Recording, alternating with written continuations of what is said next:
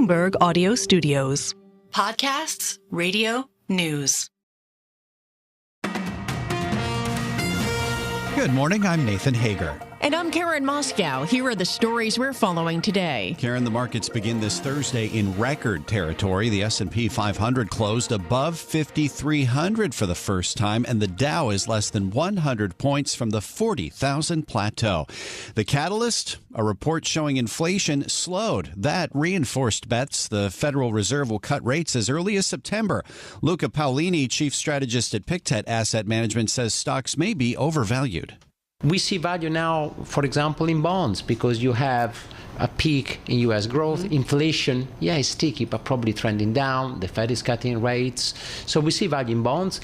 And if you look at equities, to be honest, the value is more in Europe and Japan. Pictet Asset Management's Luca Paolini notes the S&P 500's at its 23rd record of the year. Now, more on that market-moving CPI report. Nathan, a measure of underlying inflation cooled in April for the first time in 6 months. While the figures may offer the Fed some hope that inflation is resuming its downward trend, officials like Minneapolis Fed President Neil Kashkari want to see additional readings to start cutting interest rates. How much downward pressure is monetary policy putting on the economy? That's an unknown. We don't know for sure. And that tells me we probably need to sit here for a while longer until we figure out where underlying inflation is headed before we jump to any conclusions. Minneapolis Fed President Neil Kashkari, who does not vote on policy this year, says he's keeping a close eye on the housing market and its role in inflation. Now, one other note about that CPI report, Karen. The Labor Department inadvertently published critical data 30 minutes early. While there were no obvious signs the early publication moved markets, the episode is likely to prompt a close look at the dissemination of data that has implications for global asset prices and Fed policy. Well, Nathan, we now turn to politics and a crucial meeting between two world leaders, Chinese President Xi and Vladimir Putin, meeting earlier in Beijing. And as the war with Ukraine enters its third year, Xi Jinping signaled to Putin ties between the two nations remain strong. We get more from Bloomberg's Rebecca Chun-Wilkins in Hong Kong. Well, they're certainly one another's sort of most important allies when it comes to this bigger geopolitical agenda of building the so-called multipolar world, pushing back on what they see as sort of the U.S. hegemony. But of course, since Vladimir Putin's invasion of Ukraine, there has been a much deeper imbalance in that relationship. Russia has needed China economically far more than it has ever done in the past. And Bloomberg's Rebecca Chun-Wilkins reporting from Hong Kong. China Central Television says Xi said his nation was, quote, ready to work with Russia as a good neighbor, friend, and partner with mutual trust. Well, as for domestic politics, Karen, the debates are set between President Biden and former President Donald Trump even before they are officially their party's nominees. The two frontrunners have agreed to face off twice, first on CNN, June 27th, then on ABC, September 10th. Bloomberg Politics contributor Rick Davis says President Biden will need to come prepared. Donald Trump is a disruptive guy. He knows how to take control of these situations. He's got enough, capacity to really, be a disruptive force in something like a debate. And, General Joe Biden, I mean, come on. I mean, he's a dignified guy who tries to play by the rules, even if there are no rules to be played by. The Republican strategist Rick Davis says the president will have to throw out the traditional rule book. Both campaigns rejected the rules and schedule of the Nonpartisan Commission on Presidential Debates, which has handled these events since 1988. In the meantime, Nathan, Trump will be in a courtroom as his hush money trial continues in New York. The prosecution's star witness will once again be grilled by Trump's defense team. And we get the latest from Bloomberg law host June Grasso in New York. Michael Cohen will be back on the witness stand today for more cross-examination by Trump's attorney, who will continue to attack his credibility. Cohen is the prosecution's final witness. Trial is not in session tomorrow because Trump is attending his son's high school graduation. The defense has not yet said whether they'll put on a case or whether Trump will take the witness stand in his own defense.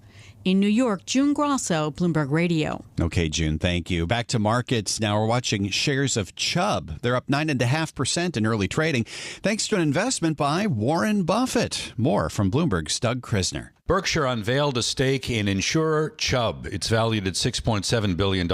Berkshire made the disclosure in a filing on Wednesday. Now, the conglomerate has been building this stake in Chubb since 2023, but it hadn't been previously reported since the SEC allowed Berkshire to keep it confidential.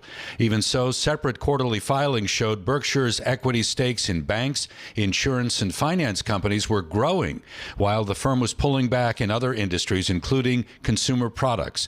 Chubb is one of the largest property casualty insurers in the U.S., operating in 54 countries globally. In New York, I'm Doug Krisner, Bloomberg Radio. All right, Doug, thank you. Shares of Cisco also on the rise. They're up 4.5%. The company gave a solid sales and profit forecast for the current quarter.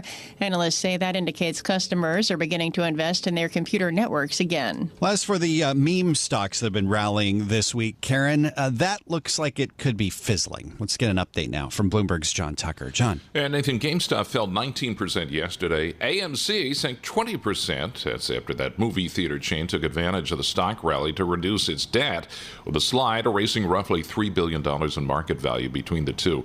The stocks had more than doubled over the first 2 days of the week. AMC and GameStop are among the top 10 securities bought by retail investors earlier this week, with $51 million and $16 million daily inflows. But Ben Laidler, global market strategist at eToro, says the conditions that drove the surge in the meme stocks back in 2001 are no longer present this time around. For instance, the number of call options outstanding in GameStop, that's just a fraction of its peak 3 years ago. And in the pre-market, AMC down 12%, GameStop is down 16%. John Tucker, Bloomberg Radio. All right, John, thanks. It is time now for a look at some of the other stories making news in New York and around the world. And for that, we're joined by Bloomberg's Michael Barr. Michael, good morning. Good morning, Karen. Slovakia's populist Prime Minister Robert Fico was shot multiple times and severely wounded after a political event in Handlova. After the attempted assassination, doctors fought for his life for several hours on the 59-year-old pro-Russian. Slovakia's defense minister Robert Kalinak says that there's no doubt that this was a politically motivated situation behind the shooting. We're just talking about the level of democracy, about capability to understand each other, to accept the other opinion, that not only one is that good one. The deputy prime minister said he believes Fico will survive. The Supreme Court has ordered Louisiana to hold this year's election using a House map that includes a second mostly black district. The ruling puts on hold a lower court's ruling that found the map to be illegal gerrymandering. Loyola law professor and former federal prosecutor Lori Levinson. This is a much disputed ruling, because, in fact, down below, there are questions about whether race should be used in redistricting and whether, in the long run, this might protect some Republican districts. As it is set forth now, many people see this as a victory for Democrats, who will be able to likely pick up another seat in Louisiana. Former federal prosecutor Lori Levinson says the justices were acting on emergency appeals by state Republican officials and black voters. Texas officials say a barge hit a bridge in Galveston, Texas, spilling fuel oil into the water and shutting down the only road connecting Galveston and Pelican Island. Galveston County Judge Mark Henry. The fuel oil seeping into the intercoastal waterway caused them to shut down the intercoastal waterway, so we want to get that cleaned up and get that navigable waterway back open as quick as can. Last year, the Federal Highway Administration's National Bridge Inventory rated the Pelican Island Causeway Bridge poor. The Biden administration is initiating policies that it says will help foster a deeper domestic supply chain for solar panels. It comes after pleas from U.S. manufacturers confronting a surge of tariff-free imports. The measures announced early today include expanding tariffs, tax policy guidance, and promises of heightened vigilance for signs of unfair trade. Global news 24 hours a day and whenever you want it with Bloomberg News Now. I'm Michael Barr, and this is Bloomberg, Karen. All right, Michael Barr, thank you. Time now now for the Bloomberg Sports Update with John Stashower. John, good morning. Good morning, Karen. Safe to say the slow start to Aaron Judge's season is over. Last 2 weeks, he's raised his average 77 points. In Minnesota, Judge had 3 doubles after a first-inning homer that traveled 467 feet. Yankees behind Marcus Stroman made it 10 of the last 13. They shut out the Twins 4-0. The Mets have lost 5 of 6, all 3 so far this week, with the Phillies, who are an MLB best 31-13. The Phils won 10-5. Rangers Suarez is now 8-0. Red Sox and Nationals lost. Giants beat the Dodgers. Orioles won on an Adley Rutschman walk-off homer. Celtics are in the NBA's East Finals for the 3rd straight year. The undermanned Cleveland Cavs, again without 3 top players, including Donovan Mitchell, gave Boston trouble before falling 113-98, and the Celtics win the series 4-1. Dallas goes up 3-2 with a 104-92 win at Oklahoma City. Dallas Stars lost at home to Colorado 5-3. Stars still lead 3-2, and the Rangers still lead 3-2, but a loss tonight at Carolina means the series they once led 3-0 is going back to the Garden for a Game 7. NFL schedule is out. Giants will open up with a home game against Minnesota. They're going to Munich November 10th to play Carolina, and the Jets are going to London October 6th to face Jacksonville. 3 favorites for the PGA Championship that begins today in Louisville. World number 1, Scotty Scheffler, who's red hot. Brooks Koepka, who last year won the PGA for the 3rd time. And Rory McIlroy, his last major championship was at Valhalla a decade ago.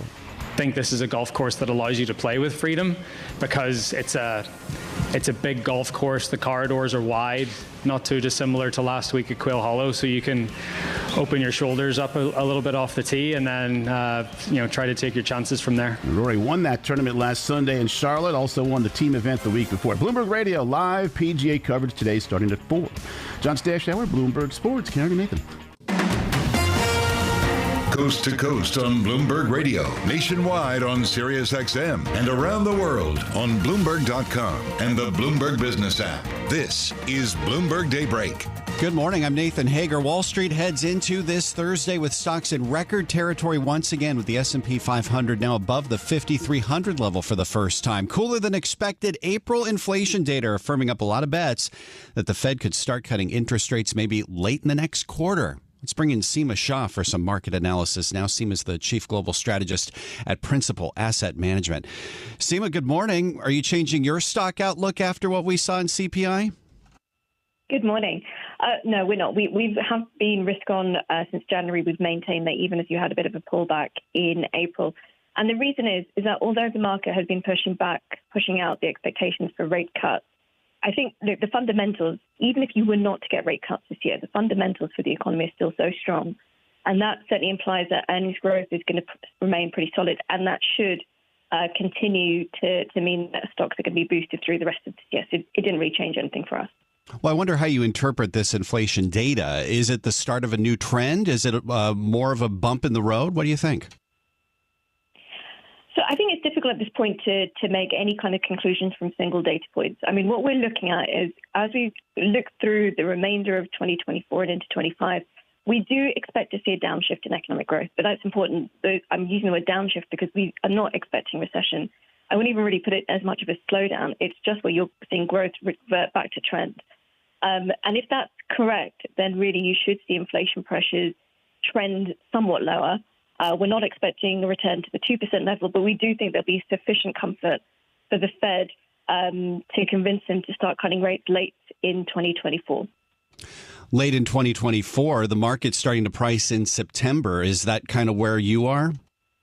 It is. So actually, after the previous CPI print, we came into the year, I should say, expecting 3 cuts, one in June, September, and then December. And then after the run of 3 hotter than expected inflation numbers, we did shift the forecast to 1 cut in September and 1 in December. I didn't have much conviction, to be honest, about 4 or 5 weeks ago in that forecast. But as the data has been coming through, not just, of course, yesterday's data, but the payrolls data, retail sales, consumer confidence, I have got a bit more conviction that September is going to be the start date. So you don't have any concern then that the stocks might be overvalued at the levels that they're at right now? Where do you see valuations at this point? I mean, it depends how you're looking. So if you look across the world, then yes, U.S. valuations are definitely the most stretched. But we are still expecting decent earnings growth. Now, are we going to see this kind of run that we saw in the first 2 months of the year? Probably not. We do think that equities can probably eke out another 5 or 10% rally from here. But that's pretty solid. And it should mean that as long as it is supported by continued earnings growth against that economic backdrop that we have in our forecast, that should mean that valuations can still be supported. And look, it's important for investors to remember that valuations, they give you a direction for long-term directions in the market, but it doesn't really necessarily change the short-term aspect. So as long as you've got solid earnings growth, as long as you've got earnings which are doing well, the market can continue to perform pretty well. Can earnings continue to do well, even in a kind of a slowing earnings growth pattern, if we continue to see a slowdown in consumer spending? So consumer spending has been extraordinarily strong over the last couple of years, and you are starting to see some strains emerging. That's mainly in the lower income consumer side. So we do think that you're going to see earnings growth remaining positive. You could see a bit of a slowdown, I guess, but that means, I guess that relates directly to the idea that you're not going to see the equity market gains of 2023 or certainly of January and February. This is going to be a more modest one, but something which is a little bit more sustainable, to be honest, for the equity market. Only about 30 seconds left. Where's your best opportunity right now? So, look, there's a couple, but I think within equities, we still think that the US is looking decent. We continue to like the large cap space, but actually more and more so, international equities are looking good. We look across to Europe and the UK, at least for a 6-month period, with rate cuts on the horizon quite clearly and slight economic upside surprises translating through to earnings surprises. I think there's actually opportunities over there now as well. This is Bloomberg Daybreak Today, your morning brief on the stories making news from Wall Street to Washington and beyond. Look for us on your podcast feed at 6 a.m. Eastern each morning on Apple, Spotify, and anywhere else you get your podcasts. You can also listen live each morning starting at 5 a.m. Wall Street time on Bloomberg 1130 in New York, Bloomberg 99.1 in Washington, Bloomberg 106.1 in Boston, and Bloomberg 960 in San Francisco. Our flagship New York station is also available on your Amazon Alexa devices. Just say, Alexa, play Bloomberg 1130. Plus, listen coast to coast on the Bloomberg Business app, SiriusXM, the iHeartRadio app, and on Bloomberg.com. I'm Nathan Hager. And I'm Karen Moscow. Join us again tomorrow morning for all the news you need to start your day right here on Bloomberg Daybreak.